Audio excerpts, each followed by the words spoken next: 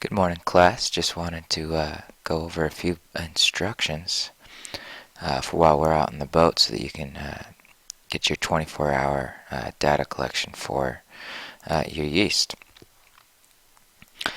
So your task, my suggestion is to potentially have half of you working on language arts at one point and half of you working on biology, just so that every group has their own functioning microscope.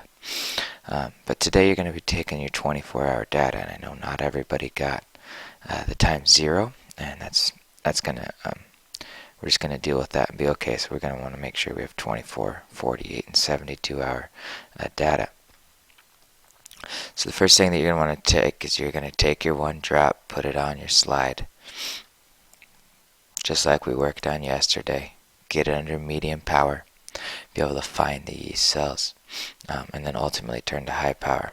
And what I want to go over with you right now is what happens if you get to high power and you just see hundreds and hundreds of yeast cells. I think you counting 150 to 175 yeast cells is definitely doable, but once you get beyond that number, it's hard to get an accurate representation of the population. So here's what I want you to do if you get to that point. You're going to take your test tube and you're going to draw out 1 milliliter.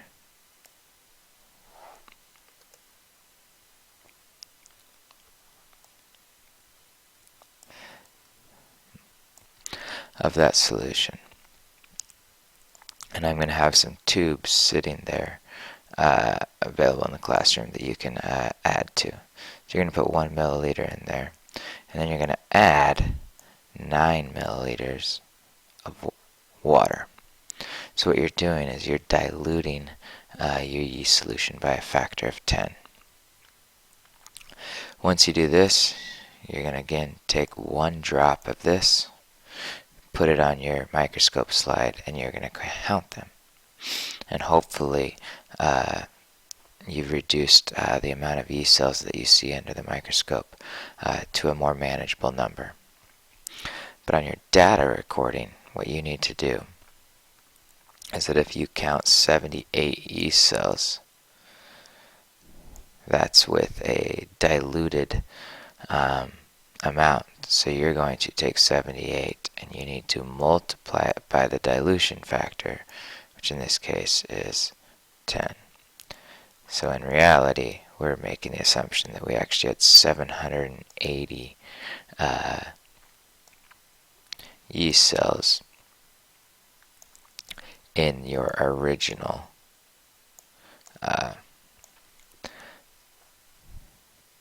test tube. So for your data table, I know not everybody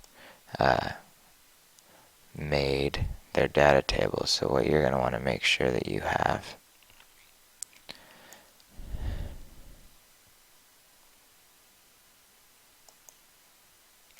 is that you're going to want to have your data table be able to cover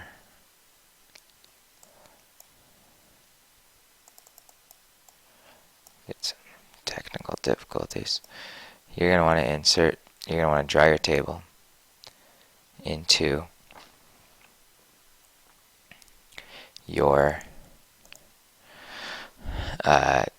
notebook, and you're going to need to make sure that you have A, B, and C. So you have for A, test tube B, and test tube C. And yesterday's would have been times 0. Today is going to be 24-hour. Tomorrow would be the 48-hour. And then Friday is going to be the 72 hours.